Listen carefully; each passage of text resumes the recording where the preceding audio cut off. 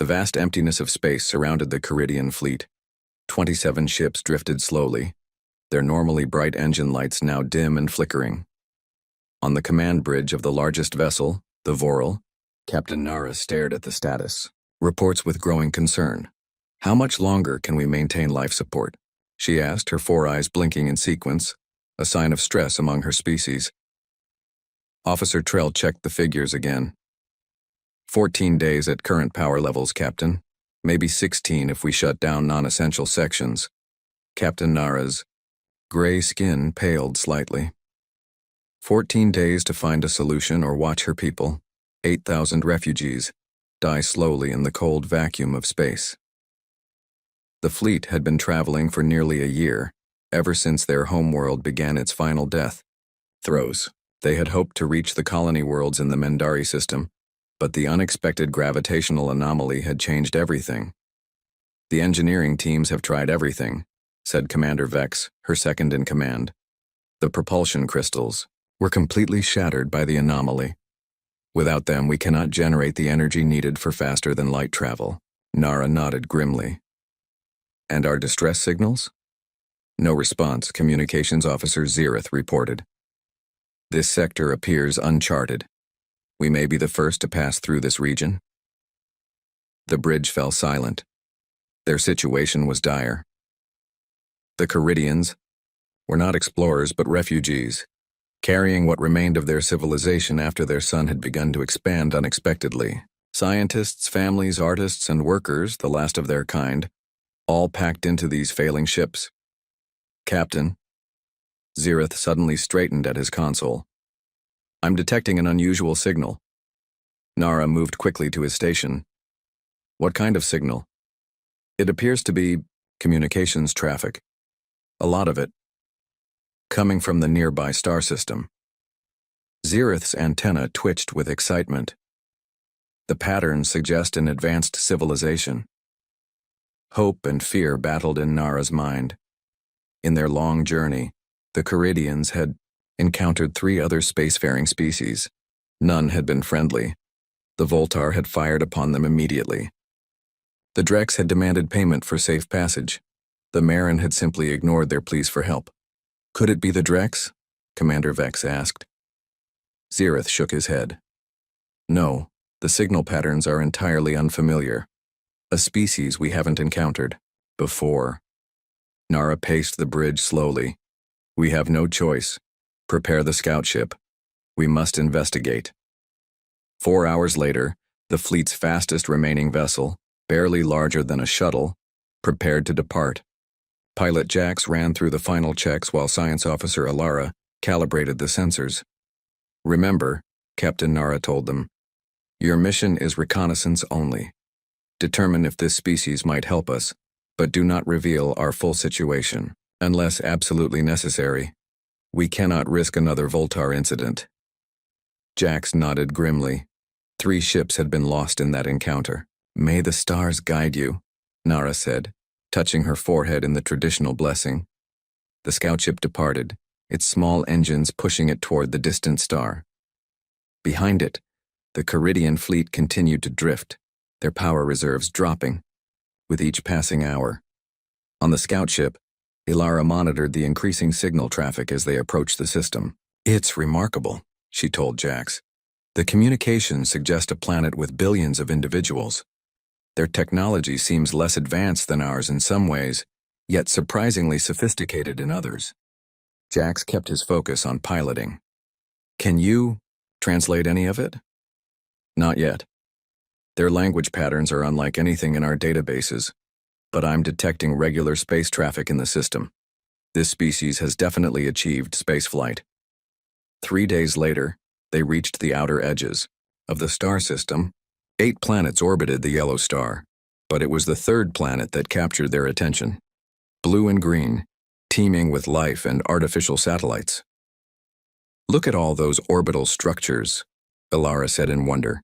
"They must have hundreds of satellites and stations." A sudden alert sounded.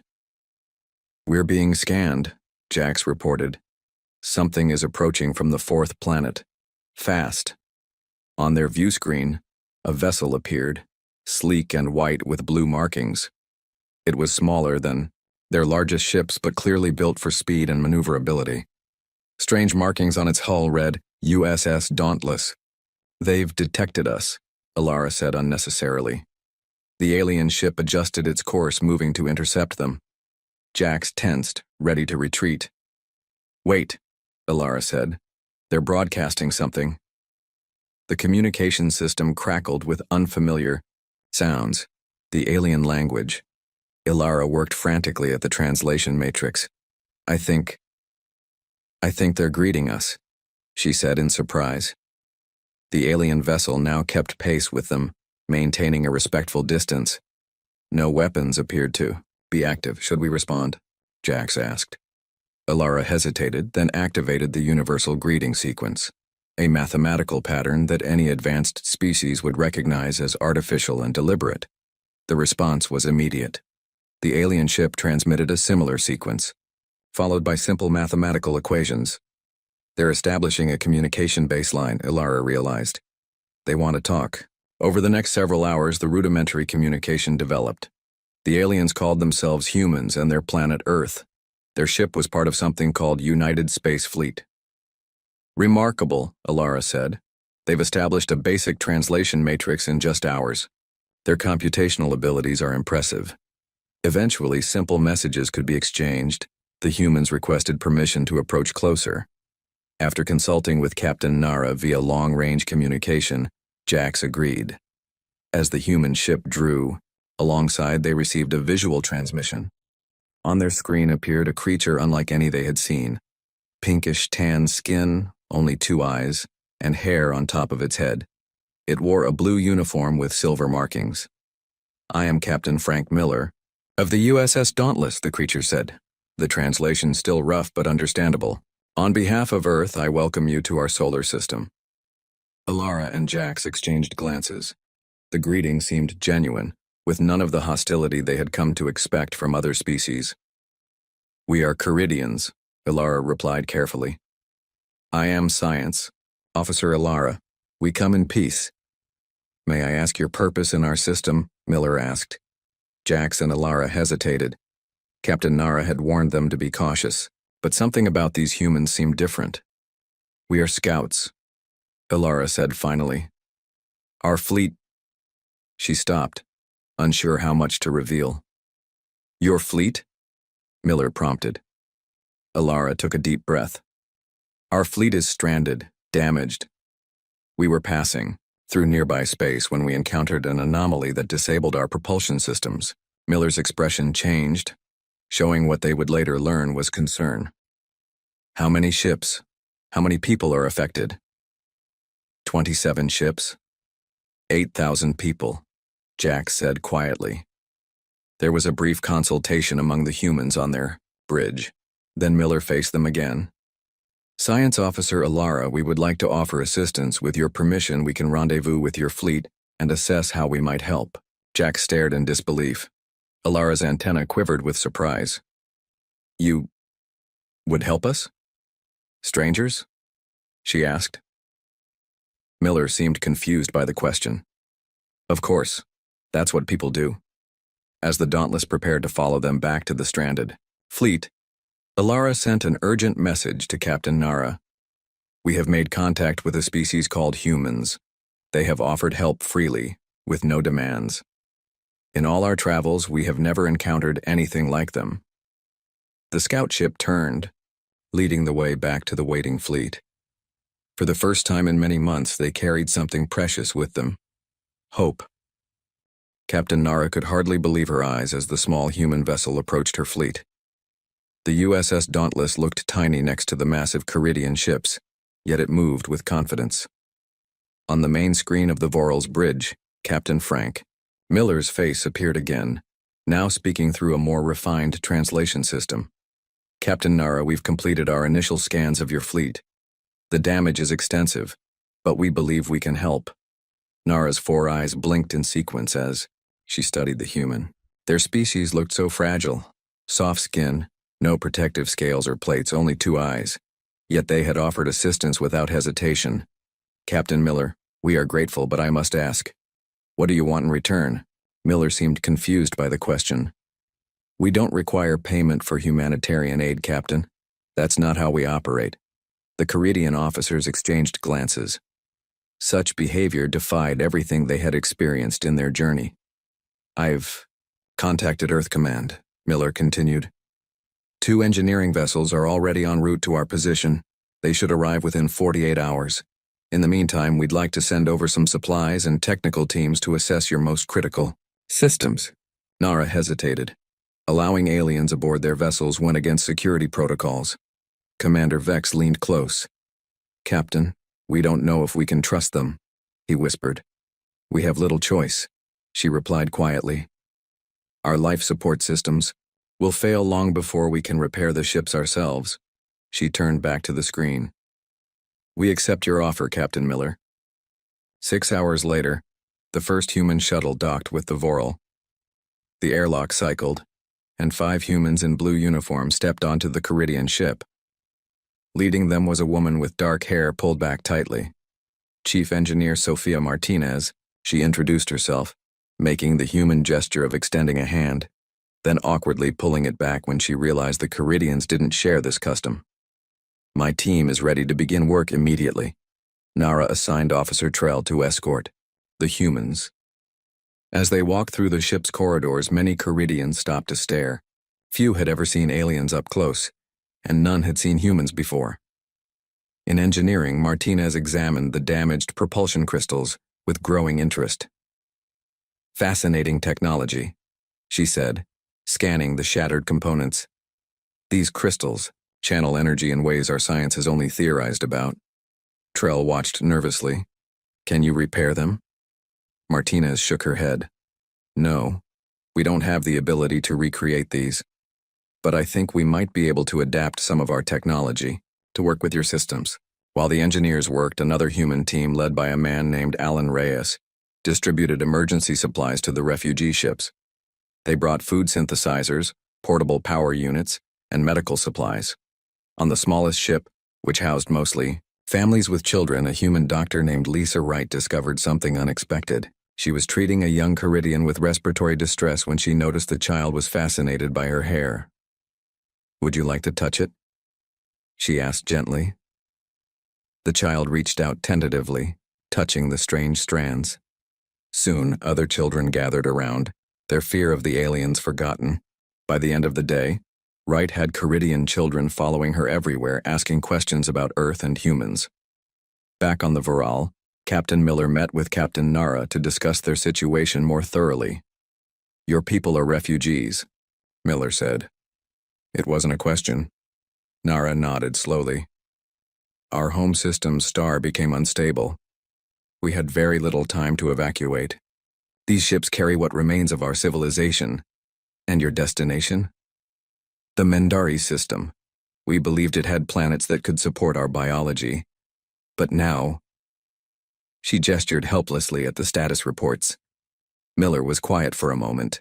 There may be suitable planets in Earth-controlled space. Once your ships are repaired, we could discuss settlement options. Nara stared at him in disbelief. You would share your territory with us? Just like that? Earth has several terraformed worlds with minimal populations. And frankly, Captain, we've been hoping to make peaceful contact with other intelligent species for generations. Your arrival, while unfortunate in circumstances, is something many humans would consider historic. Not everyone shared Miller's enthusiasm. In the ship's security section, Security Chief Verax watched the humans with suspicion. He had served in the military before the evacuation and had seen what desperate species could do to each other. They must have some hidden motive, he told his deputy. No species helps another without benefit to themselves. Perhaps their benefit is diplomatic, his deputy suggested. An alliance with us? Varax snorted. What could they gain from allying? With homeless refugees, no, they want our technology. Those propulsion crystals, even damaged, they're more advanced than anything these humans have. On the second day, the engineering ships USS Horizon and USS Venture arrived. They were larger than the Dauntless, clearly designed for complex repair operations. With them came more engineers, led by a man named Peter Daniels. Daniels met with Martinez, and together they presented their plan to Captain Nara. "We can't repair your crystals," Daniels explained, "but we believe we can create a hybrid system using our fusion technology linked to your existing energy network. It won't be as efficient as your original drives," Martinez added, "but it should give your ships enough power for both life support and limited propulsion." "How limited?" Nara asked. "You won't achieve faster than light travel," Daniels admitted. "But you could reach the nearest habitable planet in our system within 2 months." Communications Officer Zirith had been working closely with the humans on translation and cultural exchange. He stepped forward now.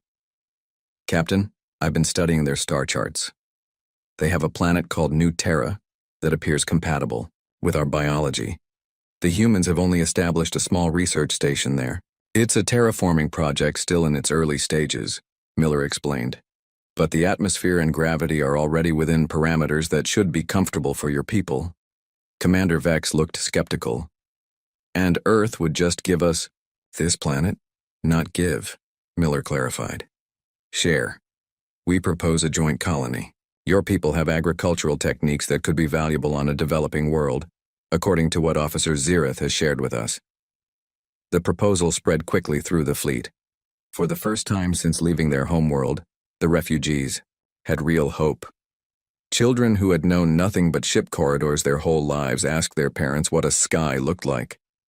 But in the lower decks of the Voral, Security Chief Varax gathered his most trusted officers. "We cannot trust these humans so easily," he told them. "If their technology can power our ships, then we should take it by force if necessary.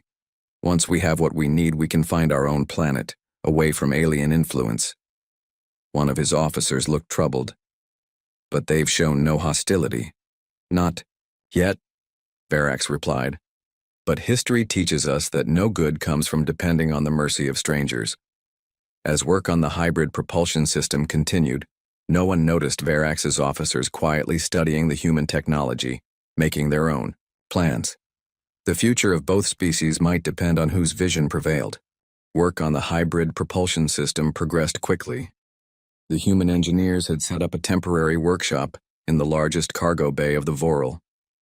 Caridian technicians gathered around, watching with growing interest as the humans assembled strange equipment. Engineer Sofia Martinez directed the operation, her hands moving confidently over the complex components. Beside her worked technician Relk, the most senior of the Caridian engineers. "Your approach is unlike anything I've seen," Relk admitted, watching Martinez connect a fusion regulator to a Caridian power conduit. "We would never have considered using magnetic containment fields in this way," Martinez smiled. "Sometimes fresh eyes see different solutions. Your crystal technology is far more elegant than our fusion systems, but we have to work with what we have." Nearby, Peter Daniels instructed a mixed team of humans and Caridians on calibrating the energy flow between the two technologies. Despite the language barrier, they developed a system of hand signals and simple diagrams to communicate technical concepts. On the third day, Captain Nara invited Captain Miller and his senior officers to share a meal in the Voral's community hall. It was the first formal social exchange between the species. The humans had brought food from their ship, while the Caridians prepared simple dishes from their dwindling supplies. "Our medical team has confirmed your food is safe for us," Miller said, carefully trying a purple paste that Caridians considered a delicacy.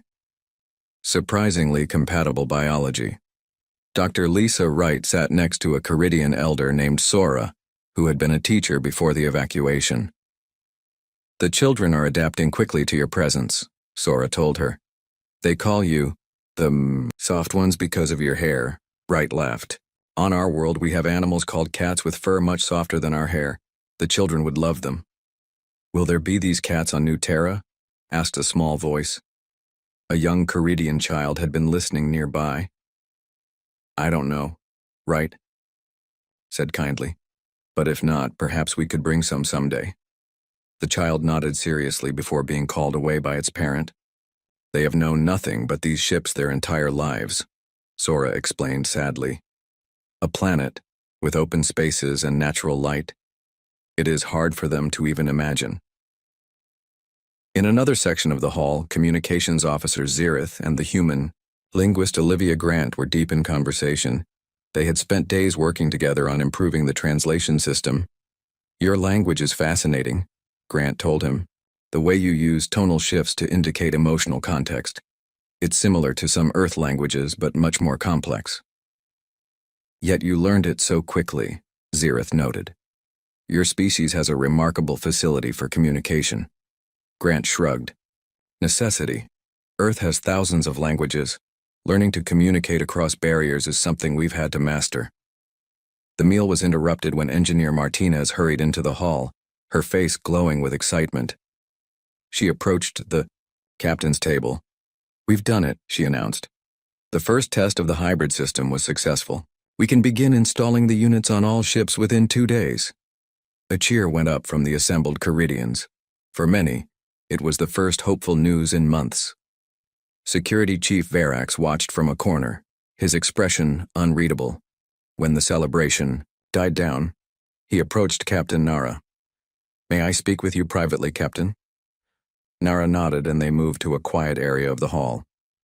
"I believe we should reconsider our options," Verax said in a low voice. "Now that we understand the human technology, we could adapt it ourselves. We don't need to follow them to their planet." Nara's 4 eyes narrowed. "What are you suggesting, Security Chief?" "Simply that we thank them for their help, then set our own course once repairs are complete. The Mendari system is still an option." "The Mendari system is 6 months away at the speeds these hybrid engines can manage," Nara reminded him. "Our supplies won't last that long." "Then we take what we need from the humans," Verax said, his voice barely above a whisper. "They have resources. Their ships carry food, medicine, tools." "Enough," Nara cut him off. "We are not raiders, Verax. We are refugees seeking a new home. The humans have offered us sanctuary with no conditions. We will not repay their kindness with theft." Verax stiffened. "I am thinking of our people's future, Captain. Can we truly trust these aliens? What if their hospitality turns once we reach their territory? We would be at their mercy." Nara looked across the room at the humans and Caridians working side by side. "I believe we can trust them. And even if there is risk, we will face it with honor." The next morning, installation of the hybrid propulsion systems began on all 27 ships. Human and Caridian work teams moved between vessels, coordinating the complex operation. The mood throughout the fleet was lighter than it had been since the evacuation from their homeworld. On the smallest ship, the nursery vessel, Technician Relk and Engineer Martinez worked together to modify the energy distribution system. "These conduits are more delicate than the others," Relk explained. "This ship was designed for families, not long-distance travel." Martinez nodded, carefully adjusting her approach. As they worked, a small group of Caridian children gathered to watch. One of them, braver than the rest, approached Martinez. "Will your machine make the lights stop flickering?" the child asked. Martinez smiled. "That's the plan. And it should. Make the air cleaner, too." The child considered this. "My parent says we'll see a sky soon. A real one, not just pictures." "That's right," Martinez said. "New Terra has a beautiful sky. Blue, like Earth's, but with hints of purple at sunset." The child's eyes widened at the concept. Unknown to them, in the cargo bay of the Voral, 3 security officers loyal to Verax were studying the hybrid propulsion designs. They had copied the plans while pretending to assist with inventory. Humans store additional fusion components on their engineering vessel," one of them reported. "If we could access them, we could potentially build more units ourselves." Verax nodded slowly. "Continue monitoring their activities. Learn everything you can about their technology, but take no action yet." That evening, Captain Miller received a message from Earth Command. His communications officer, a young man named Jason Beck, delivered the news. "Sir, we've been authorized to escort the Caridian fleet to New Terra. A diplomatic team will meet us there to formalize the settlement agreement." Miller smiled. "Excellent. Inform Captain Nara immediately." As Jason headed to the shuttle bay, he passed the engineering team returning from their day's work. They looked tired but satisfied. "The installations are almost complete," Martinez reported when she saw him. "Another day, maybe two." But as she spoke, the lights throughout the ship suddenly flickered. A moment later, alarms began to sound. "What's happening?" Jason asked. Martinez was already checking her equipment. "Something's wrong with the main power grid. The solar monitoring system is showing massive flare activity from the local star. Outside, the normally placid yellow star they had been orbiting was erupting with energy. A massive solar flare, many times larger than predicted, was heading directly toward the vulnerable fleet. The massive solar flare raced toward the fleet, a wall of deadly radiation and charged particles. On the bridge of the Voral, alarms sounded as Officer Trell reported the situation. "Impact in 17 minutes. Our shields can't withstand this level of radiation." Captain Nara turned to Captain Miller, who had been on the Voral for a status meeting when the alarms began. "Can your ships withstand this?" Miller shook his head grimly. "Not completely. Our shields are better against radiation, but the electromagnetic pulse will damage our systems too." He activated his communicator. "All human vessels, this is Captain Miller. Emergency Protocol Sierra 9. Move to shield positions around the Caridian refugee ships. Priority to the nursery vessel." Without hesitation, the 3 human ships moved to protective positions. The USS Dauntless positioned itself above the nursery ship, while the engineering vessels spread out to cover as many Caridian ships as possible. "What are they doing?" Commander Vex asked in confusion. "They're using their ships as shields," Nara realized, her voice filled with disbelief. Miller was already coordinating with his crew. "Martinez, what's the status of the hybrid propulsion systems?" Engineer Martinez's voice came through the communicator. 6 ships have fully operational systems. The others are in various stages of installation. Can any of them move? Maybe 3 or 4 could manage emergency propulsion, but not far and not fast. Miller turned to Nara. "We need to move as many people as possible to the ships with working engines. They should move behind the local moon for protection." Nara immediately began issuing orders. "Begin emergency evacuation of ships without propulsion. Priority to children and elders." Throughout the fleet, chaos erupted as Caridians rushed to gather essential belongings. Human crew members helped guide them to shuttles and transport vessels. On the nursery ship, Dr. Wright organized the evacuation of the children. "Stay together, hold hands in pairs," she called over the noise as small Caridians clutched their few possessions. In engineering, Martinez and Relk worked frantically to stabilize the power grid on the Voral. "If the main power core overloads during the flare, the radiation will breach containment," Relk explained, his hands moving quickly over the controls. "We need to create a bypass," Martinez said. "Channel the surge away from the critical systems." Security Chief Verax suddenly appeared with 4 of his officers. "What's happening?" he demanded. Martinez didn't look up from her work. "Solar flare headed our way. We're trying to prevent a core breach." Verax studied the situation, then made a decision. "My team will help. We've studied your technology." Martinez glanced at him in surprise, then nodded. "We need to reroute these power conduits. Can your people handle the junction boxes on level 3? "Yes," Verax said.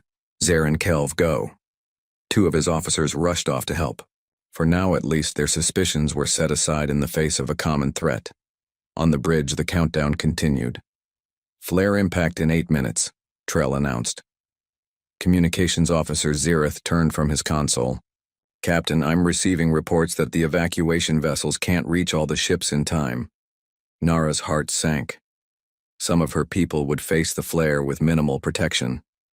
"The nursery ship is fully evacuated," Zereth continued. "But ships 12 through 17 have no transport capacity." Captain Miller stepped forward. "Our shuttles can reach them. Beck, coordinate with the Dauntless. Launch all available shuttles to ships 12 through 17. "But sir," Beck protested, "if our shuttles are away from our ships during the flare, they'll be badly damaged," Miller finished. "I know. Do it anyway." Human shuttles launched, from all 3 vessels racing against time to reach the unprotected Caridian ships. Inside the Caridian vessels, frightened refugees watched through viewports as the small human craft approached. On Ship 15, A family huddled together as the airlock opened and 2 human pilots rushed in. "We can take 12 per trip." One called through the translation device. "Quickly!" In engineering, Martinez and Relk had completed their bypass when an energy surge hit the Voral. "That's just the leading edge," Martinez warned. "The main flare is still coming." Relk checked the readouts. "The bypass is holding, but just barely. We need more power to maintain the magnetic containment field." Varax, who had been helping stabilize the power relays, looked up. "The weapons systems. They have independent power cells we could repurpose." Martinez nodded. "Good thinking. Can you access them?" "Yes, but I'll need authorization from Captain Nara." When contacted, Nara didn't hesitate. "Do it. Survival is our priority now." With 4 minutes until full impact, the evacuation continued. 3 Caridian ships with functioning propulsion had moved behind the moon, carrying hundreds of refugees. Human shuttles ferried more to the larger vessels with stronger shields. On the bridge of the Voral, Miller received a call from the captain of the USS Horizon. "Sir, we've got a problem. Our primary shield generator is fluctuating. We can't maintain protection over ships 21 and 22. Miller turned to Nara. "How many people on those ships?" "Over 300, she replied, her voice tight with worry. Without hesitation, Miller opened a channel to his ship. "Dauntless, this is Captain Miller. Adjust position to cover ships 21 and 22. "But sir," came the response, "that would leave the Voral partially exposed." "That's an order, Lieutenant. The Voral has the bypass system in place, those other ships don't." As the Dauntless moved to protect the vulnerable ships, Miller caught Nara watching him. "You're risking your ship," she said quietly. "We're risking all our ships," he replied simply. "That's what we do." In the final minute before impact, Varax and his team successfully connected the weapon power cells to the containment field generators. Martinez monitored the readings as energy levels stabilized. "It's working," she called out. "Containment fields at 93%. Across the fleet, humans and Caridians braced for impact. Children from the nursery ship, now safely aboard, one of the ships behind the moon, huddled together with their caretakers. "What will happen to the soft ones?" one child asked Sora, the elder teacher. Sora had no answer. She simply held the children close and waited. The flare hit with tremendous force. The human ship's shields glowed brilliant blue as they absorbed the brunt of the radiation. Inside the vessels, systems sparked and failed as the electromagnetic pulse washed over them. On the Voral, the lights flickered and died, plunging the ship into darkness before emergency power engaged. In engineering, Martinez and Relk fought to maintain the bypass as consoles exploded around them. "Reroute through secondary systems," Relk shouted over the noise. Varax pulled an injured human engineer to safety as a power conduit burst nearby. The security chief's skepticism had been replaced by urgent cooperation in the face of disaster. After 3 minutes of intense bombardment, the worst of the flare passed. Damage reports began flooding in from all vessels. On the bridge of the Voral, emergency lights cast an eerie glow as Captain Nara surveyed the situation. Communications were down. Life support was functioning at minimal levels, but they had survived. Beside her, Captain Miller was attempting to contact his ships. "Dauntless, do you read? Horizon? Venture?" After a long moment of static, a voice broke through. "Dauntless here, Captain. We're still here. Shields at 12%, multiple systems down." Miller closed his eyes briefly in relief. "Casualties?" "Assessment ongoing, sir. But we're alive." As systems gradually came back online, the true scope of what had happened became clear. The human ships had taken the worst of the damage, their hulls scorched and systems severely compromised. But they had saved thousands of Caridian lives. In the engineering section, Martinez helped Relk to his feet. Both were injured but alive. "Your people," Relk began, his voice filled with wonder. "You barely knew us, yet you risked everything." Martinez shrugged, wincing at the pain from a burn on her shoulder. "That's what humans do when others need help." Varax approached them slowly. The security chief looked at Martinez with new eyes. "I was wrong about your species," he admitted. "I thought you had hidden motives." Martinez managed a tired smile. "Our motive is pretty simple, actually. We believe everyone deserves help when they need it." As the fleet began recovery operations, something had fundamentally changed. The Caridians no longer saw the humans as strange aliens or potential threats, but as allies who had proven their worth in the most dire circumstances. And the journey to New Terra was just beginning. The journey to New Terra took 63 days. After the solar flare, both human and Caridian ships needed extensive repairs before they could travel. The hybrid propulsion systems had been damaged but not destroyed, and with careful work, the engineers restored them to working condition. Captain Nara stood on the observation deck of the Voral, watching as a blue-green planet grew larger in the view screen. New Terra. After more than a year in space, after losing their homeworld and nearly dying in the endless void, her people had found a new beginning. "It's beautiful," she said quietly. Beside her, Captain Frank Miller nodded. "The terraforming is only about 30% complete, but the southern continent is already quite habitable. Forests, rivers, grasslands, plenty of space for everyone." Over the past 2 months, the relationship between the two species had transformed. What began as a rescue had become a partnership. Throughout the fleet, humans and Caridians had worked side by side, sharing knowledge, solving problems, and even forming friendships. "My people have lived in ships for so long," Nara said. "Many of our children have never stood under an open sky. They don't know what rain feels like." Miller smiled. "They'll learn. And they'll teach us things too. Your agricultural science is decades ahead of ours." On the nursery ship, now flying close to the Voral, Dr. Lisa Wright was helping the children prepare for their new home. She had been showing them pictures of earth animals, plants, and landscapes to prepare them for life on a planet. "Will there be dangers?" one child asked, its 4 eyes wide with concern. "Some," Wright answered honestly. "But nothing we can't handle together. Your parents and our scientists have already made plans to keep everyone safe." In engineering, Martinez and Relk were making final adjustments to the Voral's landing systems. Since the solar flare, they had become an inseparable team, with Relk's deep knowledge of Caridian technology complementing Martinez's human ingenuity.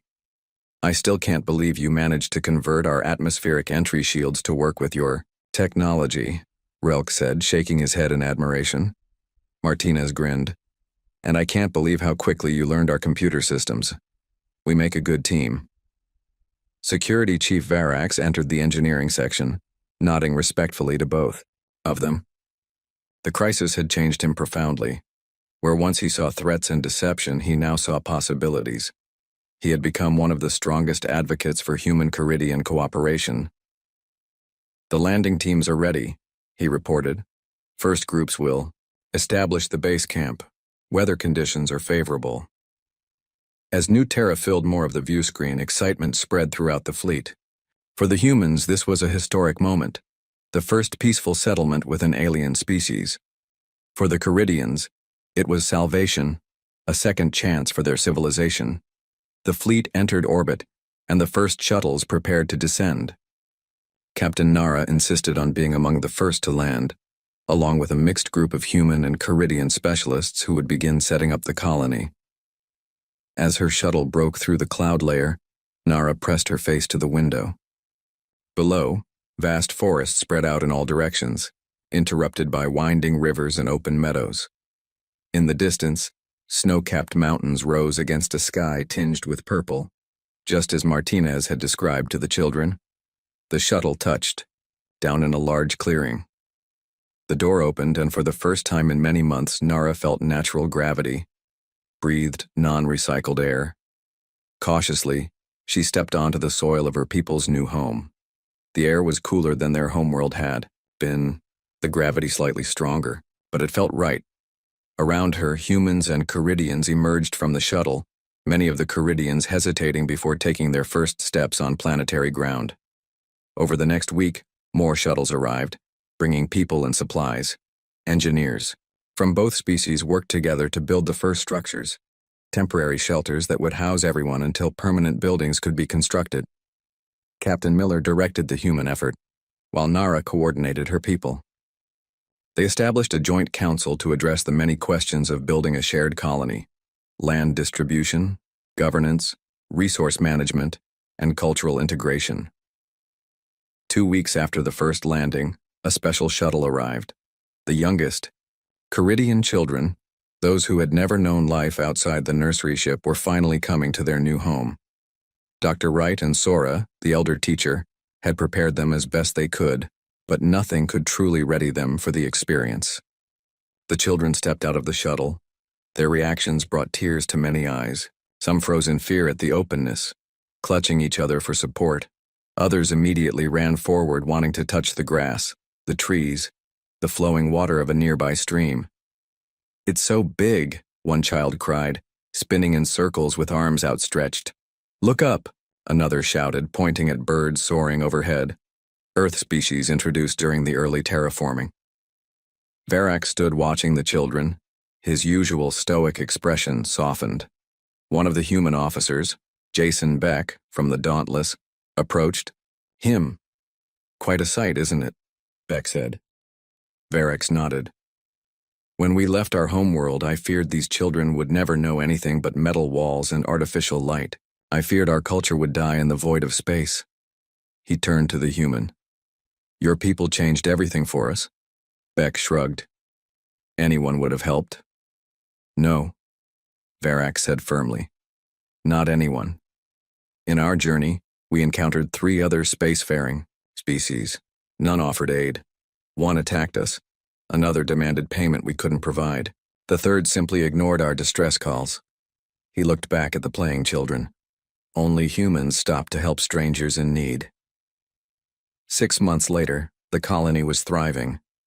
The first permanent buildings had been constructed in a style that blended human and Caridian architectural elements. Fields of Caridian crops grew alongside Earth vegetables, the alien agricultural techniques proving remarkably effective on New Terra's soil. In the center of the settlement, a monument had been erected, a simple stone pillar with inscriptions in both human and Caridian languages. It told the story of a fleet stranded in space and the humans who came to help. Captain Nara often visited this monument in the early mornings. On one such day, she found Engineer Martinez already there, looking up at the inscription. "The children have added their own tribute," Nara said, pointing to small handprints, both human and Caridian, pressed into the base of the monument. Martinez smiled. "They're growing up together. No fear, no suspicion, just friendship." "And tomorrow the Joint Research Center opens," Nara added, "our scientists working together to combine our technologies." In orbit above New Terra, the USS Dauntless prepared to depart.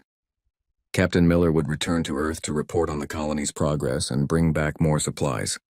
But many of the human crew had chosen to stay, finding a new purpose in helping build this unprecedented cooperation between species. As the sun set on New Terra, casting purple and gold light across the settlement, Caridian children played alongside. The few human children who had come with their parents, they ran through fields under an open sky, something that once seemed impossible. And far beyond their solar system, other alien civilizations received reports of this strange partnership. Many dismissed it as temporary or strategic. But a few began to reconsider their isolation, wondering if perhaps there was something special about these humans after all, a species that would stop to help strangers stranded among the stars.